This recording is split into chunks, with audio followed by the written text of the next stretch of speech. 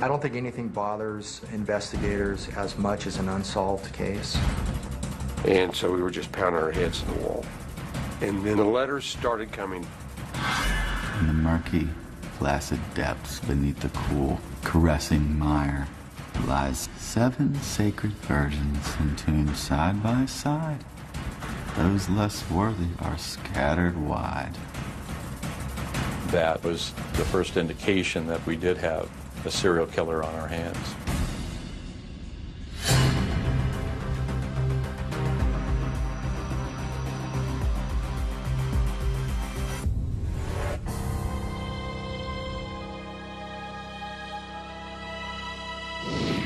It's right around here, somewhere.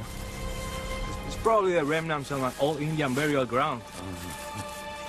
In a mountainous ravine high above Colorado Springs, a state trooper follows up on a report by a homeless man.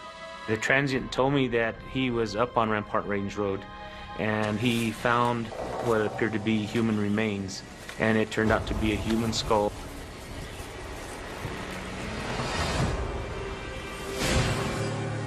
Dental records prove the skull is the remains of 13-year-old Heather Church. We had a good coroner who was able to determine from the skull that she died of blunt force trauma to the head. So we definitely had a homicide case. For 2 long years, investigators from the El Paso County Sheriff's Office could not solve the mystery of what happened to Heather. I don't think anything bothers investigators as much as an unsolved case. An unsolved case can destroy a family. It's the not knowing what happened to their loved one that really destroys people over time. Heather Church was a 13-year-old girl that lived here in the northeast part of El Paso County in the area known as Black Forest. And she disappeared from her home one evening. It was a high-profile case, and I think most people had seen pictures of the missing persons flyer that had her portrait on it. It all begins on a dark autumn night. Hey, Mom, can I stay here tonight? With Jack? Please? I guess. Okay, thank you. Let's roll. Right. Heather stayed home with her 5-year-old brother while her mother took the other 2 boys to their Boy Scout meeting. Do you see?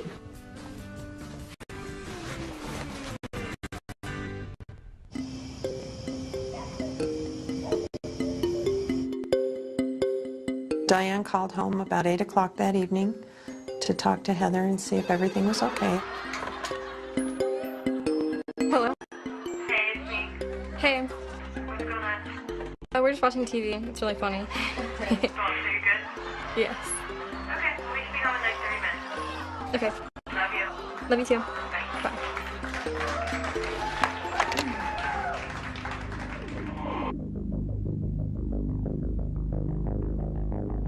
An hour and a half later, Diane and her boys return home. Heather, we're home! All right, listen, 1 show and then we're going to bed.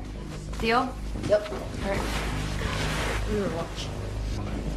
Her youngest son is sound asleep. When Diane checks on Heather... Heather?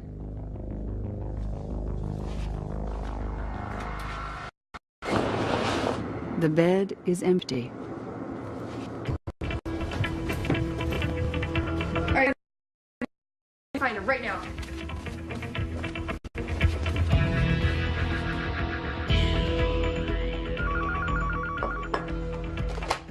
Hello? I got a call about 10 o'clock at night. Diane said, "Have you heard from Heather?" And I said, "No." And she says, "I can't find her." And I said, "What do you mean you can't find her?" Heather's gone. How can Heather be gone? You're sure she didn't go someplace? It was just not reasonable for Heather not to be there. And Diane had panic in her voice. Be there just a minute, all right? Heather's missing. Heather's missing. Diane needs us to come look for her. How long has she been missing? I don't know. She said like... My husband and I jumped in the truck and ran out to Diane's. Diane also calls Heather's father. Heather's father immediately started speeding out to their home, feeling like this is a really bad thing that's happened here. He had immediate feelings that something really bad had happened to his daughter. Heather, where are you, honey? Come on, I can't find Heather. Where did she go? I don't know. I don't know. Just take this. Take this. What's going on? I can't find her. My husband and I and Diane, we were all outside calling her name. We probably drove around for 20 minutes through the fields with our lights on, doing a search around the property. Heather! Heather!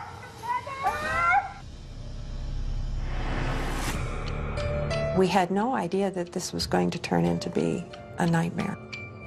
We figured that it would be solved, that Heather would come home safely. Having been a parent, you can't say you know what they're going through, but you can imagine it's worse than anything you could possibly imagine. Diane and Mike Church had 4 children, and Heather Church was their oldest daughter. About a year after they moved to their new house, Diane and Mike separated, and Diane stayed in the house with the 4 children.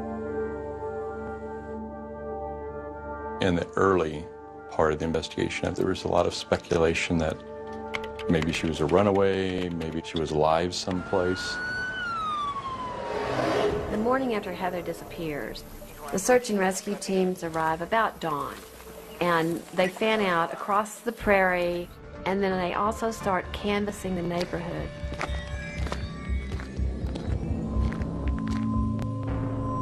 They find no sign of Heather.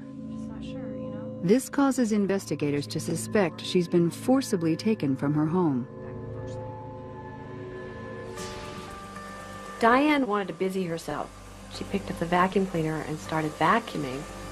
Sheriff's deputy came running out. You could be destroying evidence. And that was the first Diane realized that their house was being treated as a crime scene.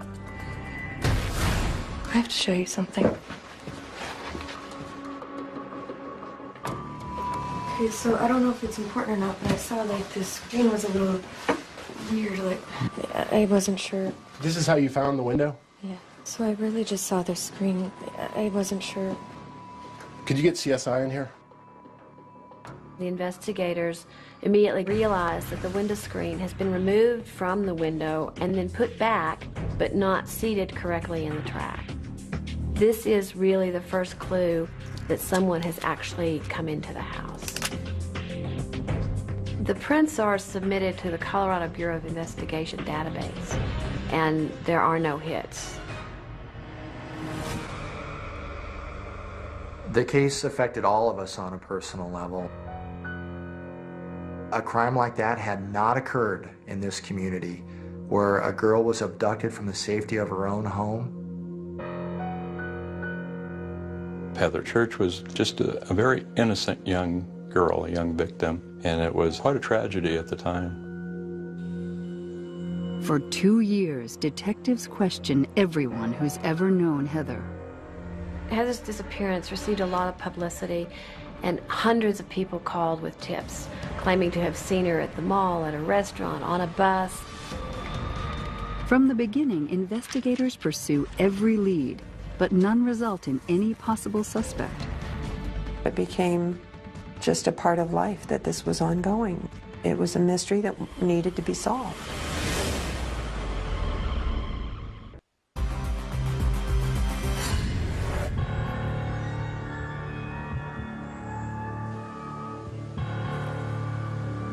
The discovery of Heather Church's skull 2 years after her mysterious disappearance devastates Heather's mother, Diane. Being told that she was dead set it in stone in such a way that then it really hurt. She had spent 2 years hoping so hard that she never really wanted to consider that that was how it was going to end.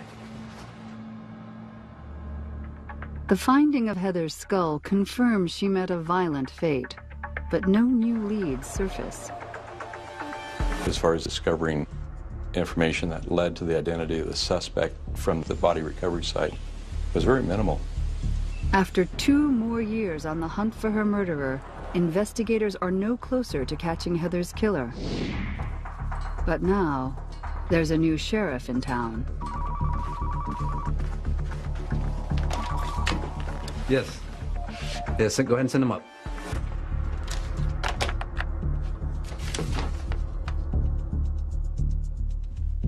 Hey, Lou. Hey, it's good to how see you you been? again. I've been All good. right. How's the family? Good. How about you? Have a seat. Have a seat. I'm really glad that you could come and join me on this case. As the newly elected sheriff, one of my goals was to put together the investigation and the team that would solve the kidnapped murder of Heather Church. And I was very fortunate that I was able to convince my former homicide partner, Lou Smith, to come to the sheriff's office and lead the investigation as my captain of detectives. Lou, I'm going to introduce you to Diane. Diane Lou. Hi, how you doing? I'm Lou Smith. Nice to meet you. Nice to meet you.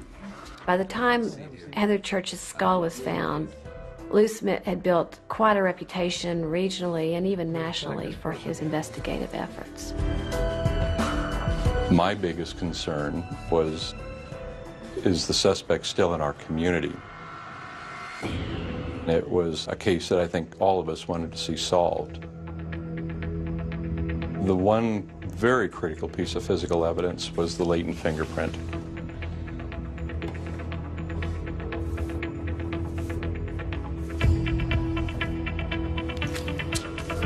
What made that so significant is that it had not yet been identified.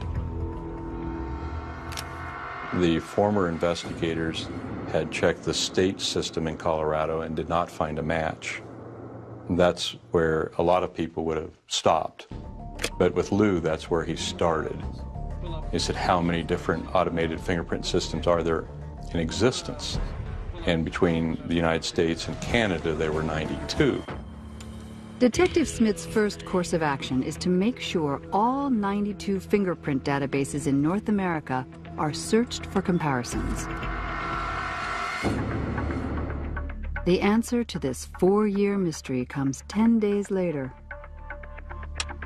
John, Lou Smith. Lou had called me early on a Sunday morning about 1:30, 2 in the morning, and woke me up and said, John, I know who killed Heather.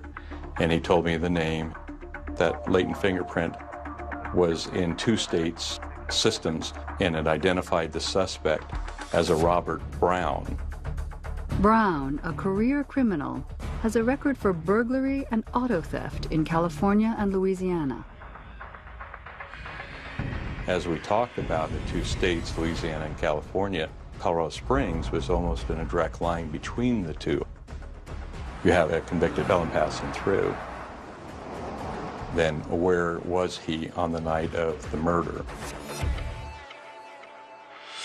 To answer their new questions, investigators don't have to look very far. Robert Browne lives just a half a mile from the Church home. He was, in effect, Heather's closest neighbor. You could literally stand at Robert Browne's home and see, line of sight, the Church home, to include the driveway where the mother's car would have parked.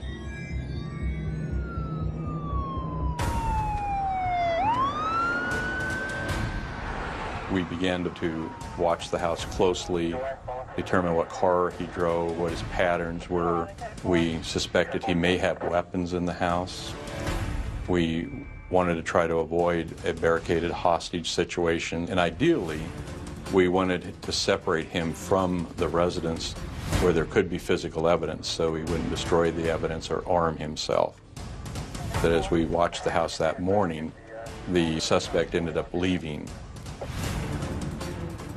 The sheriff's investigators follow Robert Browne to an art supply store in downtown Colorado Springs. They wait for him to come out of the store, then they stop him and they arrest him. You're under arrest for the murder of Heather Church. Relax, Robert, relax. I didn't murder nobody. You have a right to remain silent. Anything you say can and will be used to get you to court of law. You have the right to have an attorney present during any questioning. To her house down there? Never? I don't think so. Not that I recall. I can't think of any reason I would have been there. When Robert Browne lied about being at the church residence, which we thought he would, it was a significant milestone in the investigation. We knew that we'd overcome a hurdle. He had no reason to be there. That was going to be very difficult for him in court to explain why his latent fingerprint was at the scene, let alone at the point of entry. We came with a warrant for your arrest, so we had a reason for that. We have your fingerprints from inside that house. I don't believe you have any fingerprints down there. I mean, it's not possible. You may have somebody that are similar to mine, but you don't have mine. I wish you'd take mine again and compare them. We've compared them several times. We got your fingerprints from the Louisiana State Police. You know, I'm telling you, they are yours.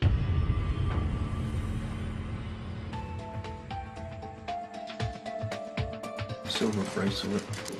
Some of it looks real, some looks like costume. As investigators are questioning Browne at the sheriff's office, detectives are searching his trailer. They find a lot of guns, pornographic videos, children's clothing. We found a substantial amount of stolen property. We later found most of it taken from homes in the Black Forest area. The evidence suggests Browne has been burglarizing his neighbors' homes for some time, but nothing to imply he had a motive for murder. Next, we began devising our investigative approach to go to court. Part of that was to look for other indications of bad acts or related acts that we might be able to bring forward in the prosecution.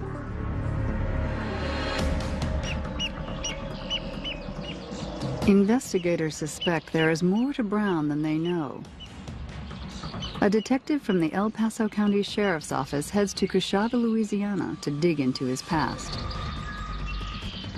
Robert Browne was the youngest of 9 children. His father was a deputy sheriff in Coshada, and his brother was a former Louisiana state trooper. He was married 5 times.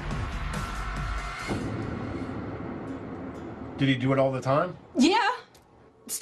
After we got married. He's crazy. Real bad temper.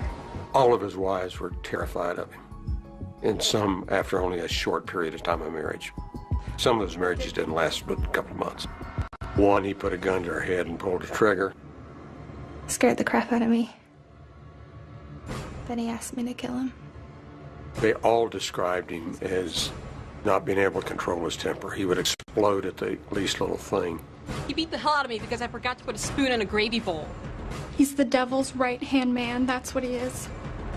Call me when you throw the switch. I want to see him fry. Detectives learn that brutality surrounds Robert Browne, and has for a long, long time. Early in the investigation, we felt there was a strong likelihood that this was a very, very violent man. One woman who lived next door to Browne disappeared and has never been found. She's a 27-year-old waitress, Tammy Dumar.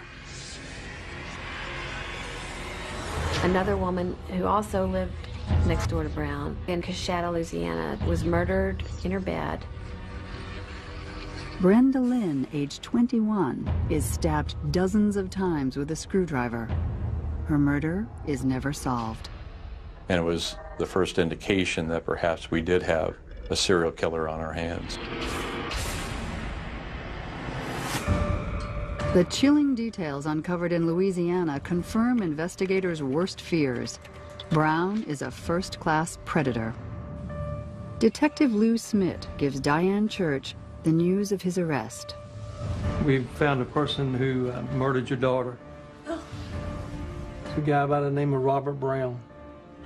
The good news is he's locked up. He's not going to hurt anyone else. He's going to be locked up for a long, long time.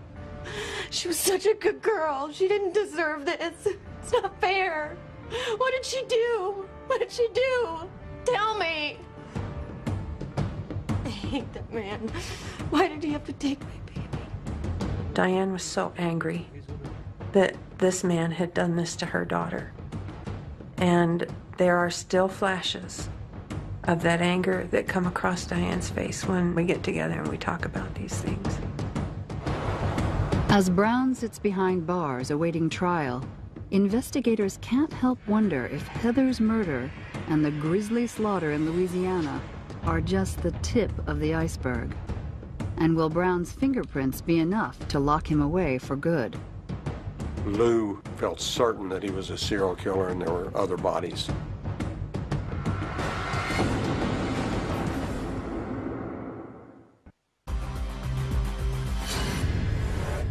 He beat the hell out of me because I forgot to put a spoon in a gravy bowl. That man put a gun to my head, pulled the trigger. He's the devil's right-hand man. I want to see him fry. Fry.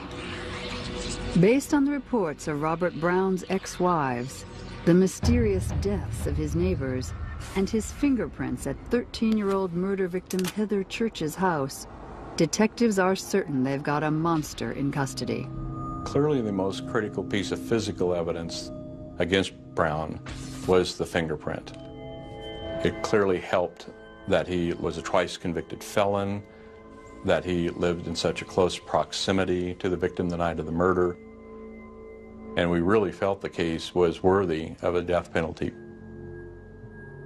Before investigators question Browne about any additional murders he may have committed, they want to secure a conviction in the Heather Church case. The defense attorney came forward with the offer of a plea agreement. You're going to take the death penalty off the table? Yes. That would be too quick. My client will plead guilty to the murder of Heather Dawn Church if you take the death penalty off the table. That agreed? That's right.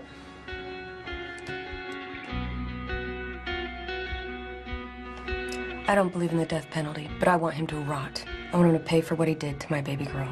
Heather's parents were not in favor of a death penalty. So having that offer in hand with the parents strongly encouraging us to accept it, we decided to do that. Can you make that happen? We will do our best. So we agreed. Thank you. Thank you both. You're welcome. Browne was sentenced to life in prison without the possibility of parole.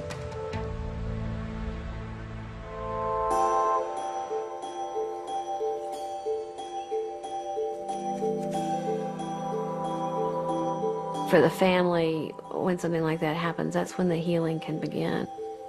There's a degree of closure. But a terrible tragedy like this never goes away. Heather's remains are laid to rest. But for Sheriff John Anderson, the case is far from resolved. Without the death penalty, Robert Browne could one day walk free. Talked several times about how important it would be to get a second murder conviction on Browne in case there was an appeal and we somehow lost the first case, so that we knew that this violent killer would never get on the street again. The sheriff forms a cold case squad to look more closely into the life and deaths surrounding Robert Browne. The members of John Anderson's cold case squad are Scott Fisher, who is a recently retired newspaper publisher, Lou Smith, who is the recently retired homicide investigator who solved the Heather Church case, and Charlie Hess, who's had several careers, but most notably as an FBI agent and as a CIA agent.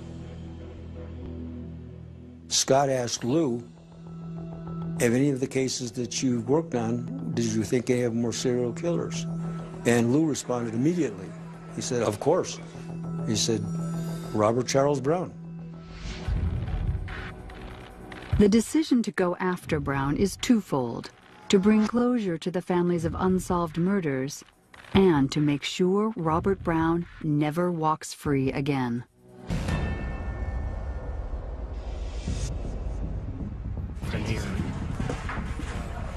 something you think we can work with? Meeting regularly at a Colorado Springs cafe, the investigators review Browne's file and find he's written some cryptic letters to the DA, hinting about other victims. Browne's first letter to the district attorney reads, "To whom it may concern, in the murky, placid depths beneath the cool, caressing mire lies 7 golden opportunities, missed opportunities." And then of all things, he signs it lovingly, Robert Browne. Investigators are desperate to find out what they can about Browne's so-called golden opportunities. Charlie wrote a letter to Browne, and he responded. I'm not too sure any of us believed he would. 7 sacred virgins entombed side by side. Those less worthy are scattered wide. The score is you 1, the other team 48. He also encloses with this letter a crudely drawn map of several states in which he's written numbers. Although police refuse to release Browne's map, it is known to include numbers that imply a body count of 48 victims across 9 states. Browne's claiming that he had murdered 48 people. That was shocking and way beyond what we had considered a possibility in this case. But of course it intrigued us. If Browne is telling the truth, the cold case investigators believe he could be one of the most prolific serial killers in U.S. history.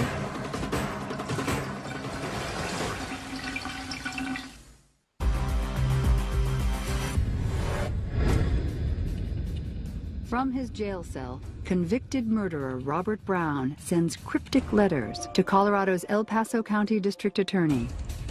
In them, he hints at having murdered 4 dozen people. The investigators didn't know whether Browne was just playing with them or whether he really had information to divulge. I need to really get inside his head. When the letters started coming from Browne, it was a period of excitement. Browne writes a letter to cold case investigators inviting them on a hypothetical death tour. In the case of one woman, he says only the name of a town. He says Flatonia, Ice Pick, and Ether. Sure enough, there's been a woman killed and dumped outside of Flatonia. He tells them in another case, a body in pieces near Houston. They find out, yes, a woman who'd been cut up and pieces of her body are dumped. Browne eventually confesses to killing his neighbor and stabbing her to death in Louisiana, his hometown. And he claims to kill a young teenager. One of the haunting things is that he claims he strangled her. Many of the bodies we could not tie to him, but probably 25, 26, 27 he gave us some detail on.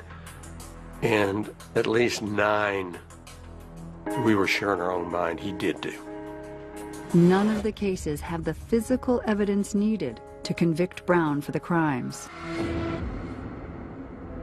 Even though he's locked up for life for Heather Church's murder, the cold case investigators want concrete evidence to tie Browne to another. This way, he will never be freed. Charlie knew how to get into someone's mind, make them relax, and think of them as a long-lost friend. He was exceptional at doing that.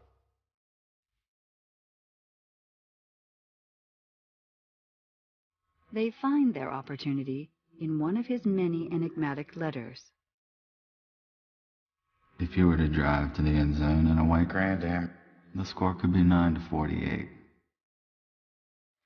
That would complete your home court sphere. Sincerely, Robert Browne. P.S. December or January 1987 or 1988. White Grand Am, Colorado Springs. The Grand Am is a specific lead the investigators can follow.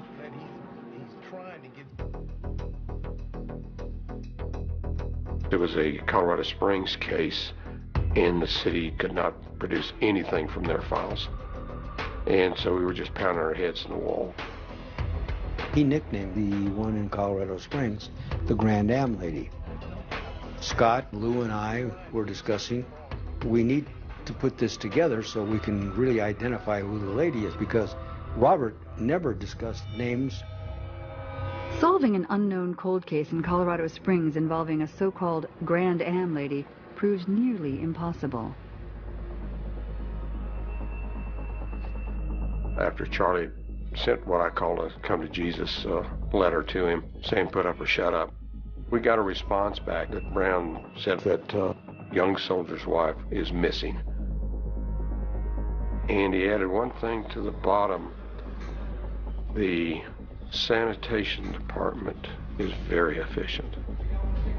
He would, in bits and pieces, release small clues. Charlie Hess is desperate to confront Browne face to face.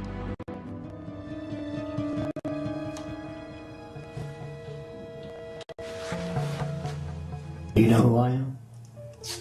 I'm the guy you've been writing to all this time. It's nice to meet you. Usually people come in here aren't worth meeting. You know, a lot of people think I'm kind of crazy for coming in to talking to you, but I think you're pretty interesting. I know what you want. Would you mind if I asked you some questions about some of the things you mentioned in your letters? On this visit, Browne does not answer Charlie's questions.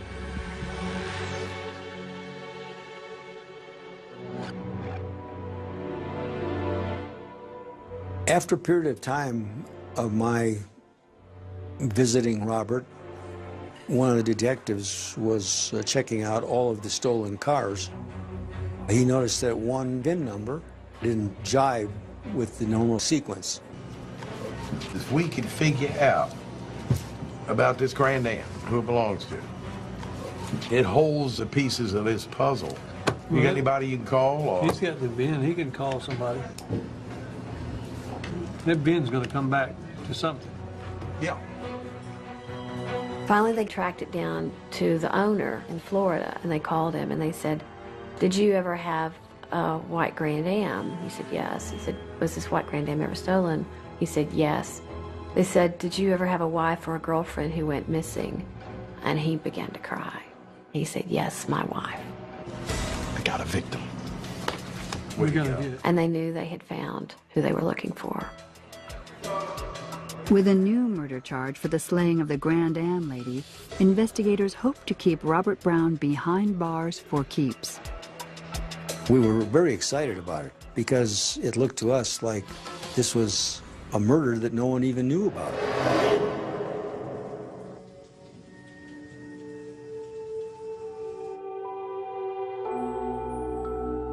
The Grand Am Lady was a young mother.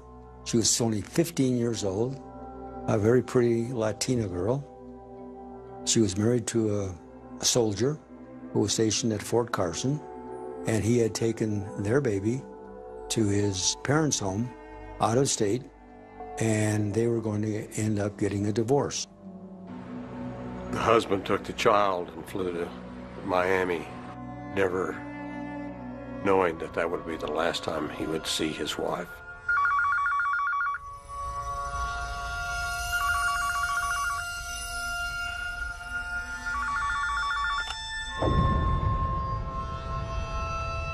He called her once and was able to speak to her. He was heading back for reconciliation, but would never see her again.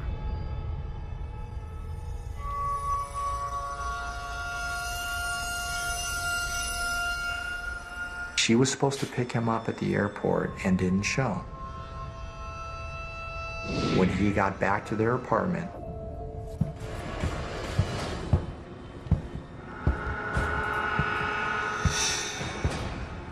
the victim's husband discovered that she was nowhere to be seen, but all of her clothing was there. He found the apartment in some disarray, television set missing. Went to his car to drive around to try to find her. Car was missing. He called the police to report her missing. They initially looked at him as a possible suspect in her disappearance. His life really was destroyed by this. Charlie Hess and Scott Fisher meet with convicted killer Robert Browne to tell him they've learned the identity of the Grand Am lady. We know a little bit about it, but I'm sure there's something more you want to tell me. What would you like to tell me about that? Browne could put a shiver down your back. He was a very intimidating person. I know about this lady's husband. Talk to him. So you got anything to add to this? Grand Am girl? Yeah. Browne agrees to tell them how he kills her. Talk to her husband, huh? All right. She came by the store flirting with me. Hey, how are you doing? Hey, hello, how are you doing? Long time no see. You got any plans tonight? Nothing. Come on. She told him that she and her husband were going to be divorced, that he had left town, indicated more or less that she was interested in Browne. I'll tell you what, come back in 15, 20 minutes. I'll be wrapped up and we can go have some fun. Yes, cool. She was going to bring the new Grand Am and pick Robert up, and they went to a movie. See you. Great, see you. It's a decision the young lady won't live to regret.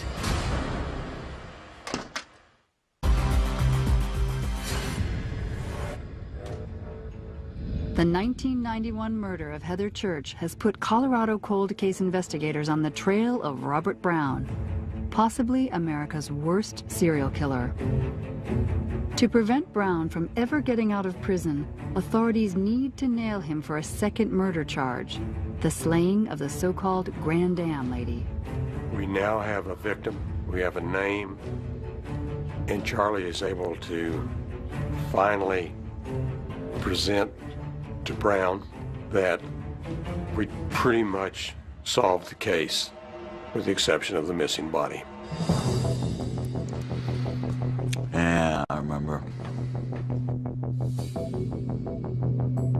Her husband was out of town from talking to her. So I talked her into going out on a date. We went to see a movie. After the movie, they had a bite to eat. After that, Robert took her to his apartment and they had sex. After some relations, I strangled her.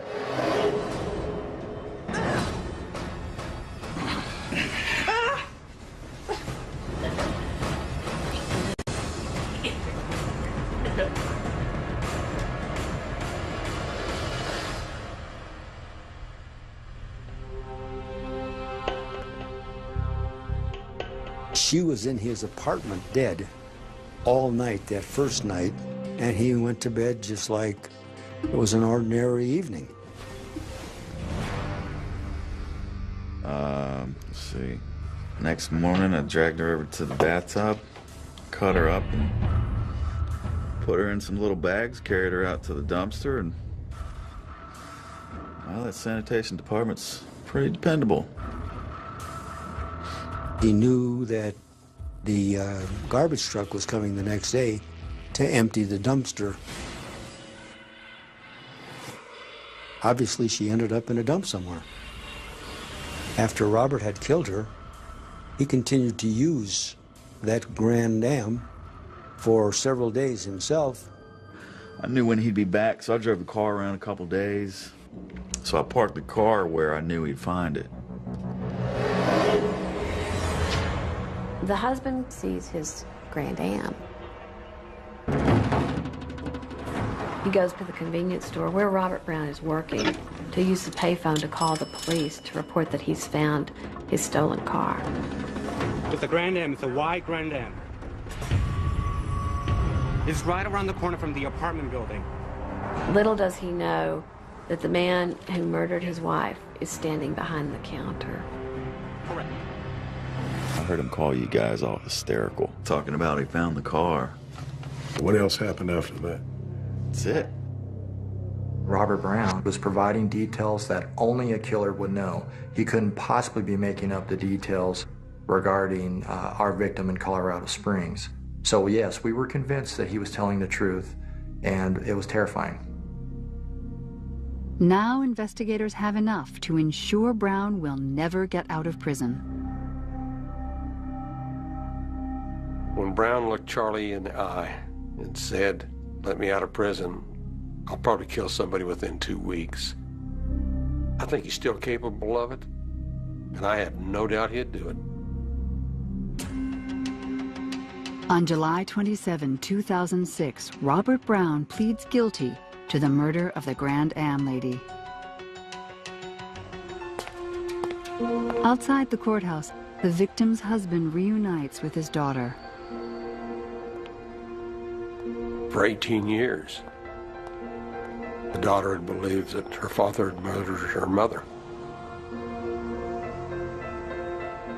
It was a very emotional time because those two made the 4 or 5 years we invested in this case very worthwhile. Browne had done so many evils to so many families that I was just glad that Heather's case could be the last and that he wasn't going to be free anymore. Robert Browne never showed any feelings about the murders he had committed. Is there more that you can tell me about it? He provided, ultimately, information about 22 or 23 murders. And that was before we stopped communications. That's all he would give. Many of the murder cases reported by Robert Browne are still open and under investigation. 7 sacred virgins entombed side by side. Those less worthy are scattered wide.